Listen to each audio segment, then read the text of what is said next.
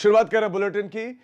प्रवासी मजदूरों के वापसी लौटने का सिलसिला लगातार जारी है, लेकिन इसने परेशानियां भी बढ़ा दी हैं। यूपी में प्रवासी मजदूरों की वापसी ने परेशानी बढ़ा दी है। प्रवासी लोगों से संक्रमण का खतरा बढ़ गया है और अलग अलग राज्यों से प्रवासी चूंकि लौट रहे हैं, किसी एक राज्य से नहीं, अलग अलग राज्यों से लौट रहे हैं। ऐसे में संक्रमण का खतरा बढ़ गया है और केसेस जो लगातार बढ़ रहे हैं, अब उसमें प्रवासी मजदूर कई कोरोना पॉजिटिव मिले हैं। बलराम पांडे हमारे संवाददाता इस खबर पर ज्यादा जानकारी के साथ जुड़ गए हैं। बलराम, प्रवासी मजदूरों के लौटने का सिलसिला लगातार जारी है। आप मुझे बताइए कि पश्चिम उत्तर प्रदेश में खास तौर पर अब किस तरह का माहौल है? प्रवासी मजदूरों को अब लोग किस नजर से देखने लगे हैं?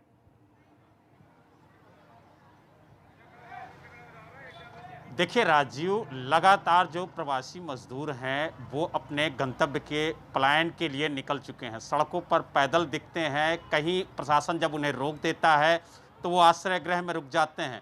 लेकिन लगातार मजदूरों का पलायन जारी है और इसी पलायन के बीच में जब दर्दनाक तस्वीरें भी निकल के आती हैं, जैसे मुजफ्फरनगर में 10 मजदूरों को एक बस ने कुचला, 6 की मौत हो गई, 4 की हालत गंभीर है। इस वक्त हम मेरठ में मौजूद हैं, जो दिल्ली और देहरादून हाईवे है वहां पर मौजूद है, और यहां पर हजारों की संख्या में जो प्रवासी मजदूर हैं वो मौजूद हैं। हम तस्वीरों के माध्यम से आपको दिखाने की कोशिश करेंगे कि आप देख सकते हैं कि ये वो मजदूर हैं जो 3 दिन से 4 दिन से यहां पर लगातार पड़े हुए हैं अपने गंतव्य को जाने के लिए।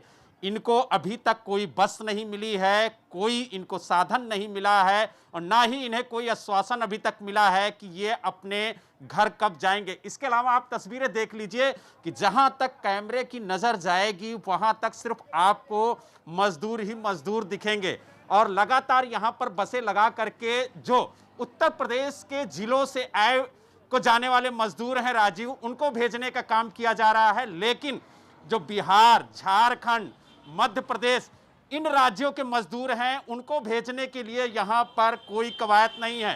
प्रशासन उन्हें साफ मना कर रहा है कि उनको भेजने के लिए उन्हें कोई आदेश नहीं दिया गया है। यही वजह है कि आप देख सकते हैं कि तस्वीरों में यहां पर मजदूर ही मजदूर आपको नजर आएंगे और सोशल डिस्टेंसिंग शब्द क्या होता है वो यहां पर आपको बिल्कुल देखने को नहीं मिलेगा।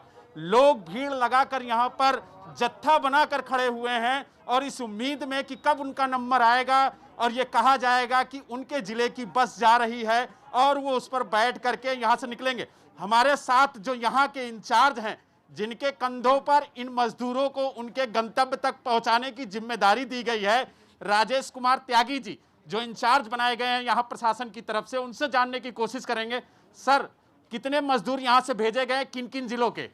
कल लगभग 26 जिलों के यात्री, लगभग 1300 यात्री भेजे गए हैं और आज भी मुझे जो है प्रशासन से 16 जिलों के लिए लिस्ट दी गई है। ये 16 जिले बोलूँगे ना, कौन कौन से? हाँ, ये अमेठी, बदायूं, बरेली, देवरिया, फतेहपुर, जौनपुर, कानपुर नगर, लखनऊ, महाराजगंज, मऊ, मुजफ्फरनगर, प्रयागराज, रायबरेली, सुल्तानपुर, उन्नाव, शाहजहांपुर। लेकिन सर, सबसे बड़ा सवाल ये है कि यहाँ पर झारखंड, बिहार, मध्य प्रदेश के सैकड़ों मजदूर यहाँ पर मौजूद हैं। पिछले 3 दिनों से भूखे प्यासे यहाँ पर मौजूद हैं, लेकिन उनको नहीं भेजा जा रहा, क्यों? जो हमें यहाँ पे क्या नाम है, शासन प्रशासन के जो आदेश हैं केवल उत्तर प्रदेश के जिलों के लिए हैं। झारखंड, बिहार या अन्य राज्य किसी के लिए हमें कोई आदेश नहीं है।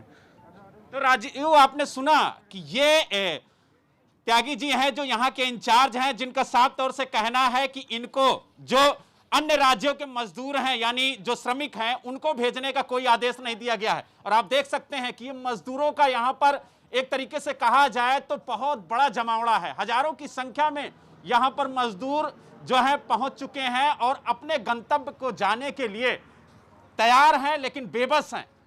उन्हें भेजने के लिए यहाँ पर कोई कवायद नहीं की जा रही है, क्योंकि सिर्फ और सिर्फ जो उत्तर प्रदेश के मजदूर हैं उन्हीं को भेजा जा रहा है। आप देख सकते हैं। बलराम, मेरा एक सवाल है, 2 गज की दूरी प्रधानमंत्री मोदी कहते हैं, वो यहाँ पर एक तो अपना ही नहीं जा रहे हैं। मैं तो आपसे भी रिक्वेस्ट करूंगा कि आप थोड़ा सा एहतियात बरतें, क्योंकि आप भी भीड़ के बीच में हैं। आप अपने आप को सुरक्षित रखें, क्योंकि लगातार आप रिपोर्टिंग कर रहे हैं। अगर कोई कोरोना, ऐसे तो ना हो तो अच्छी बात है, लेकिन कोई कोरोना संक्रमित यहाँ पर हुआ तो फिर संक्रमण का खतरा बढ़ जाता है। लेकिन 2 गज की दूरी का पालन नहीं किया जा रहा है। खाने की व्यवस्था यहाँ पर क्यों नहीं की जा रही है? अधिकारी से, जो वहां पर अधिकारी उनसे आप उनसे पूछ सकते हैं कि आखिर क्यों व्यवस्था नहीं है।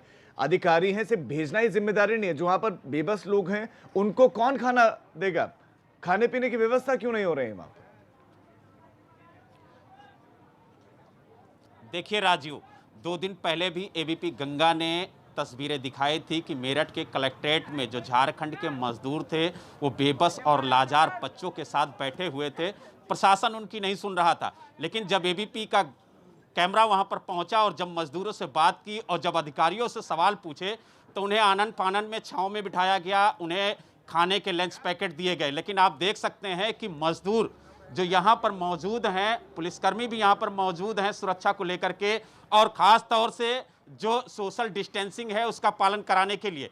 लेकिन यहाँ पर ना तो आपको सोशल डिस्टेंसिंग दिख रही होगी, ना ही यहाँ पर जो पुलिसकर्मी तैनात किए गए हैं वो कोई हरकत करते हुए नजर आ रहे होंगे। और साथ ही जो 1 लाख से ज़्यादा, सबसे बड़ा सवाल है राजीव कि जो 1 लाख से ज़्यादा लंच पैकेट बनाए जा रहे हैं जिले में, ये कहा जा रहा है कि जो भूखे प्यासे मजदूर लेबर क्लास के लोग हैं उनको ये वितरण किया जा रहा है। लेकिन यहाँ पर मजदूरों को खाना नहीं मिल रहा है, 2-2 दिन से भूखे बैठे हुए हैं। जो महिलाएं हैं, जो बच्चे हैं, वो यहाँ पर भूखे प्यासे हैं। और यही वजह है कि जो मजदूर हैं लगातार पलायन कर रहे हैं और मेरठ के इस हाईवे पर जमावड़ा उनका हो रहा है धीरे धीरे, और हजारों की संख्या पहुंच गई है राजीव। और ये अपने आप में चिंताजनक है और यही वजह है कि जो मजदूर हैं उनके साथ कोई हादसा ना हो, कोई दुर्घटना ना हो, इसको भी प्रशासन को सोचना होगा। क्योंकि आप देखिए मुजफ्फरनगर में देर रात में एक हादसा होता है जिसमें 6 मजदूरों की जान चली जाती है। ऐसे में सवाल उठता है कि जब मजदूर हरियाणा पंजाब से अपने गंतव्य को जाने के लिए यानी बिहार के लिए निकले थे और रास्ते में उनकी मौत हो जाती है तो उसका जिम्मेदार कौन है? बिहार सरकार जो उनकी सुध नहीं ले रही है, या उत्तर प्रदेश सरकार का वो प्रशासन जो उनको रोक नहीं रहा है, उनको आश्रय गृह में नहीं रख रहा है, उनको भोजन की व्यवस्था नहीं करा रहा है? क्योंकि ये तस्वीरें भयावह हैं और राजीव लगातार ये तस्वीरें नाकामी है, दिखा रहा है, नाकामी है, प्रशासन कोई शक जागे नहीं है और हरकत में आए, कम से कम इन लोगों को इनके गंतव्य तक पहुंचाए। क्योंकि सबसे बड़ा सवाल है कि ये लगातार परेशान हैं, इनकी सुनने वाला कोई नहीं है। आप देख सकते हैं एक के ऊपर एक मजदूर लेटे हुए हैं। यहाँ पर आप सोशल डिस्टेंसिंग की क्या बात करेंगे? ये तस्वीरें खुद बयां कर रही हैं कि सोशल डिस्टेंसिंग शब्द शायद इन्हें मालूम ही नहीं है। इन्हें मालूम है तो सिर्फ ये कि ये अपने घर कब जाएंगे। और यही वजह है कि आप देख सकते हैं जो मजदूर हैं वो यहाँ पर पड़े हुए हैं। सोशल डिस्टेंसिंग पूरी तरीके से ध्वस्त है। और तस्वीर आप बलराम, चूंकि आप वहां पर, मैं चाहता हूं उनसे पूछ भी लें, दूरी पर जो पुलिसकर्मी है वो तैनात है, उनसे पूछें आप कि कब से बैठे हुए हैं, क्या खाना मिला नहीं मिला, क्यों नहीं सोशल डिस्टेंसिंग का पालन कर रहे हैं? बिल्कुल बिल्कुल राजीव, मैं आपको दोनों तस्वीरें दिखाने की कोशिश करूंगा। पहली तो आप देखिए कि पुलिसकर्मी ठीक सामने खड़े हुए हैं, लेकिन कोई मूवमेंट नहीं है, कोई हरकत नहीं है कि वो ये भी कह सकें कि कम से कम जो लेबर क्लास के लोग हैं, जो मजदूर हैं, वो सोशल डिस्टेंसिंग का पालन करें और एहतियात बरतें। क्योंकि इस महामारी से बचने के लिए सोशल डिस्टेंसिंग बहुत ज़रूरी है। हम इन मजदूरों से ही पूछते हैं कि कितने दिनों से यहाँ मौजूद हैं और क्या उन्हें खाना मिला या नहीं मिला। क्या नाम है आपका? सोनू कुमार। कब से बैठे हैं यहाँ पे? आज आया था, आज 6 दिन हो गया चलने के लिए। 6 दिन से बैठे हैं? हाँ। खाना मिला आपको? नहीं मिला है। खाना भी नहीं मिला? नहीं। कहाँ से आए आप लोग? लुधियाना से। लुधियाना से यहाँ कब पहुँचे? लुधियाना आज यहाँ पर पहुँचे। 6 दिन से राजीव, देखा आपने, 6 दिन से पैदल चल के यहाँ पर आए हैं और अभी भी इन्हें कोई खाना नहीं मिला, कोई राहत नहीं मिली। हम इन और लोगों से पूछेंगे कहाँ जाना आप लोगों को? कहाँ के लिए निकले हैं जाने के लिए? बिहार। क्या बिहार के लिए कोई बस नहीं जा रही है? जी नहीं। क्या बता रहे हैं? हाँ, वो बोल रहे हैं बिहार के बस कोई नहीं जाने वाला है। खाना मिला आपको? नहीं। खाना भी नहीं मिला? आप लोगों को खाना मिला? नहीं मिला है जी। तो राजीव, ये वो मजदूर हैं जिनको घर भेजने की कवायद में लगातार प्रशासन दावे कर रहा है कि इनको भेजने की व्यवस्था की जा रही है। लेकिन आपने सुना कि ना तो खाने की व्यवस्था है, ना इनकी सुध लेने वाला कोई है। 5-5, 6-6 दिन से ये अपने घरों से निकलकर अपनी बलराम, मंजिल बिल्कुल तक जो जाने बात के लिए आपने उनसे की है उस तैयार बात को हैं, लेकिन अंडरलाइन ना तो करना इन्हें बहुत साधन ज्यादा मिल रहा जरूरी है, है, ना उस इन्हें बात को खाना मिल रहा है। दोहराना बहुत जरूरी है ताकि प्रशासन के कान तक ये बात पहुंचे और उसके बाद जो बेसुध अवस्था दिख रही है, बेसुध अवस्था में प्रशासन दिख रहा है खासतौर पर मेरठ का, वो जागेगा। आपका बलराम इस तमाम जानकारी के लिए धन्यवाद। तो बात यह है कि हमने सीधे लोगों से बात की है, हमने अपनी तरफ से कुछ नहीं कहा है। लोग कह रहे हैं 6-6, 7-7 दिन से पैदल चल रहे हैं, मेरठ में पहुंच रहे हैं, वहां पर प्रशासनिक अमला है मौजूद, पुलिसकर्मी वहां पर मौजूद हैं, कुछ अधिकारी भी हैं। अब दूसरे राज्यों को जाने वाले ये लोग हैं, ना इनके खाना मिल रहा है, ना ही इनके लिए आश्रय स्थल कुछ है, तो वहीं पर लेटे हुए सोशल डिस्टेंसिंग, जब आदमी थका हुआ होता है तो ये सारी चीजें जहन से बहुत दूर चली जाती हैं। वही देखने को मिल रहा है। उम्मीद करते हैं कि मेरठ प्रशासन इस खबर को देखने के बाद जागेगा। और अब आगे बढ़ते हैं, अब बात करेंगे हम गाजियाबाद की, जहां पर मजदूरों को लेकर गाजियाबाद और गौतम बुद्ध नगर पुलिस आमने सामने है। स्थितियां ये है कि टकराव की स्थिति पैदा हो गई है। गाजियाबाद और गौतम बुद्ध नगर की पुलिस आमने सामने। गाजियाबाद पुलिस की अगर माने तो गौतम बुद्ध नगर पुलिस वहां से बिहार और मध्य प्रदेश के मजदूरों को गाड़ियों में भरकर गाजियाबाद की तरफ भेज रही। अविनाश तिवारी हमारे संवाददाता इस खबर पर और ज्यादा जानकारियां देंगे। अविनाश, आप बताइए, टकराव किस बात को लेकर हुआ, क्या स्थितियां हैं वहां पर, क्यों ये टकराव की स्थितियां एक ही राज्य की पुलिस के सामने उत्पन्न हो गई हैं?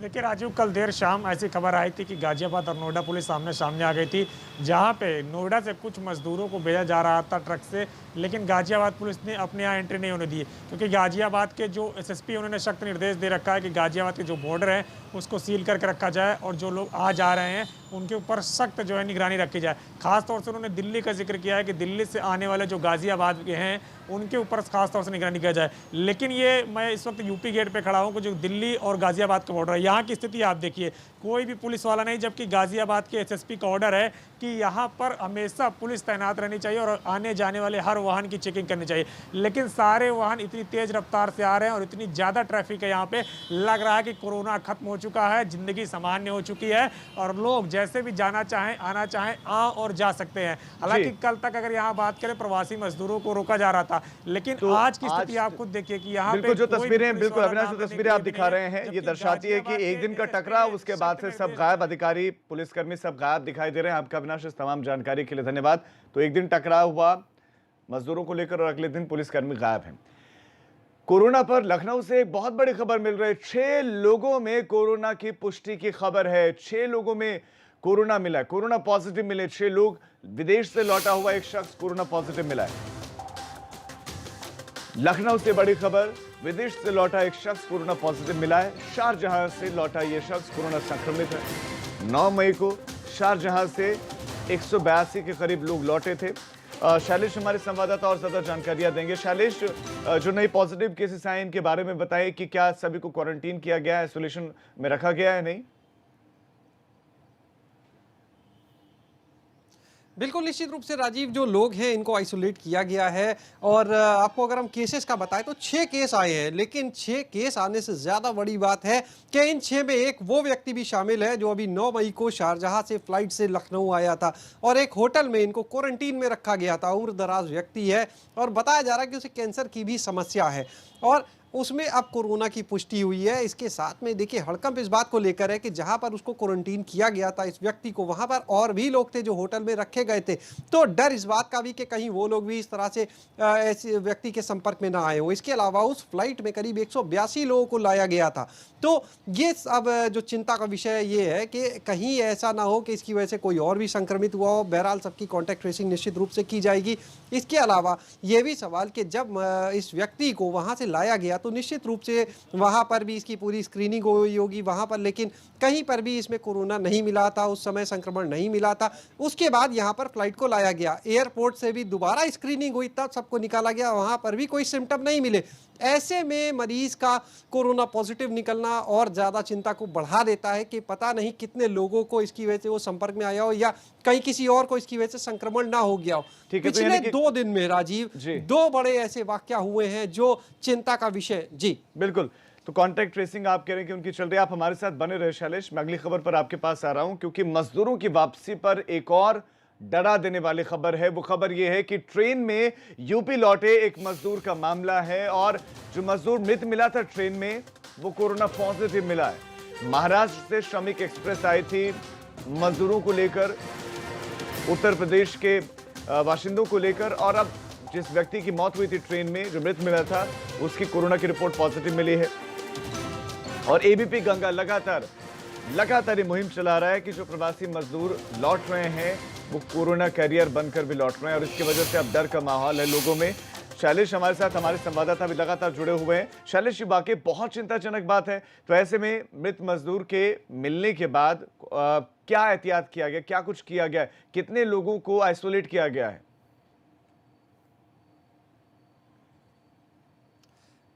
राजीव, देखिए, जो मजदूर जो मृतक था उसमें कोरोना की पुष्टि के बाद बड़ी संख्या में लोग जो हैं उनको फिलहाल क्वारंटीन कर दिया गया, उनके सैंपल लिए जा रहे हैं, चाहे वो जीआरपी के लोग को बड़ी संख्या में, चाहे सिविल अस्पताल के वो डॉक्टर जिन्होंने उस मरीज का पोस्टमार्टम किया था, उस एम्बुलेंस का ड्राइवर जिसमें उसे ले जाया गया था, एम्बुलेंस में जो एक गार्ड साथ में गया था उसको भी क्वारंटीन किया गया है। पोस्टमार्टम हाउस में उस समय जितना स्टाफ था सबको क्वारंटीन कर दिया गया है, पोस्टमार्टम हाउस को बंद कर दिया गया है और अभी भी उसका सैनिटाइजेशन लगातार कराया जा रहा है। इसके अलावा अगर बात की जाए तो सूत्रों की माने तो सीएमओ ऑफिस के भी कुछ लोग के, एक दो लोगों के संपर्क की बात आ रही है कि क्वारंटीन किया जा सकता है। हालांकि वो सीधे संपर्क में नहीं थे, लेकिन इसकी अभी पुष्टि नहीं की गई है। लेकिन अब ये भी एक जो बड़ी चिंता की बात है, जैसा अभी हम पहले भी चर्चा कर रहे थे कि एक तरफ एक व्यक्ति जो शारजाह से लौटा वो, और दूसरा ये मृतक जो मजदूर मिला है इसकी वजह से, क्योंकि महाराष्ट्र से ट्रेन से आ रहा था, ट्रेन में बड़ी संख्या में लोग मौजूद थे, पता नहीं कितनों के ये संपर्क में आया होगा।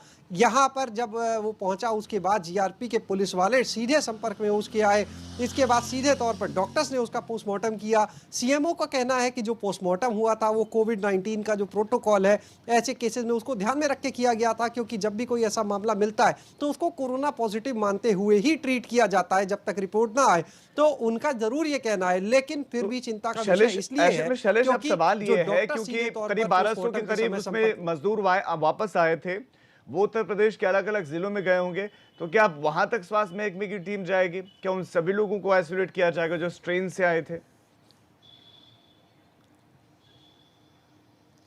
देखिए, अभी फिलहाल स्वास्थ्य विभाग की तरफ से उनकी आगे क्या स्ट्रैटेजी रही होगी बनेगी ये फिलहाल स्पष्ट नहीं किया गया। अभी इस पर मंथन चल रहा है, क्योंकि 1200 लोग, उसके बाद वो लोग जहां जा गए उन सभी जगह पर ट्रेसिंग कराना एक मुश्किल काम है। तो अब ये लोग किस स्ट्रैटेजी पे काम करते हैं क्लियर नहीं किया है, लेकिन इतना तय माना जा रहा है सूत्रों की माने कि उस मजदूर की जो बर्थ थी उसके आसपास जो मजदूर थे उनकी कॉन्टैक्ट ट्रेसिंग, वो जहां जहां पहुंचे वहां पर कॉन्टैक्ट ट्रेसिंग, ये काम जरूर किया जा सकता है। बहरहाल ये देखना होगा कितना बड़ा सैंपल लिया जाता है उसके टच में आए लोगों का, एक तरफ वो और एक तरफ जो शारजाह से व्यक्ति आया था वो। शैलेश, सवाल तो ये भी है कि जिन जिन लोगों को इन श्रमिक एक्सप्रेस के जरिए लाया जा रहा है या बसों के माध्यम से लाया जा रहा है, प्रशासन तो दावा कर रहा है कि हम तो उनकी जांच कर रहे हैं, जांच रिपोर्ट देख रहे हैं या थर्मल स्क्रीनिंग कर रहे हैं, दूसरी जांच कर रहे हैं और उसके बाद इनको ट्रेन में बैठने दे रहे हैं।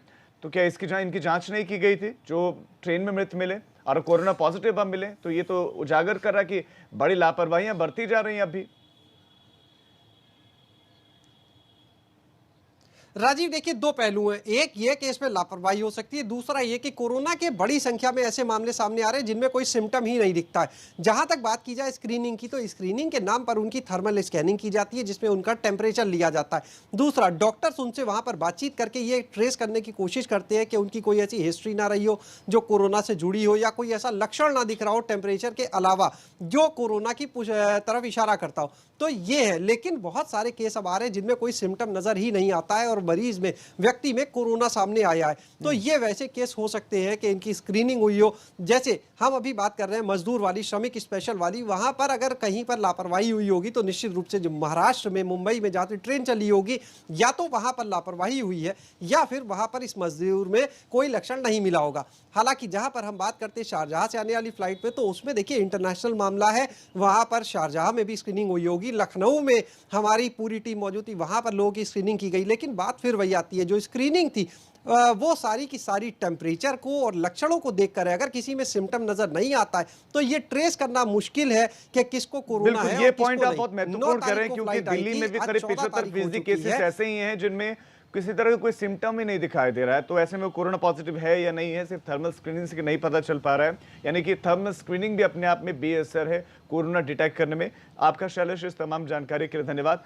तो स्थितियां बहुत खराब दिखाई दे रही हैं। सवाल ये भी है कि पलायन लगातार होता जा रहा है, तो ऐसे में कोरोना कैसे रुकेगा? इस पर हम आगे भी बात करेंगे, आगे भी खबर आपको दिखाएंगे। अब एक छोटे से ब्रेक के लिए हम रुक रहे हैं।